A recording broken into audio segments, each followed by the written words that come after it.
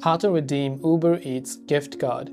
If you want to redeem gift card on Uber Eats, what we want to do is we want to launch the Uber Eats application first and make sure that we're signed in to our account. Once we're signed in, we want to tap on our account icon from the bottom right of the screen and we'll come to this page where we have to tap on the wallet option from the very top of the screen. From wallet, you can see the option called add payment method, so tap on the add payment method button. Here you can see various options, one of which will be a gift card option.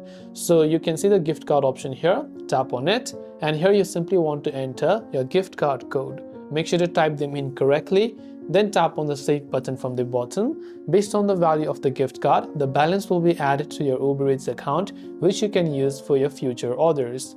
This way you can redeem an Uber Eats gift card. If this video helped you, do make sure to leave a like and subscribe to our channel. As always, thank you for watching and see you soon in our next video.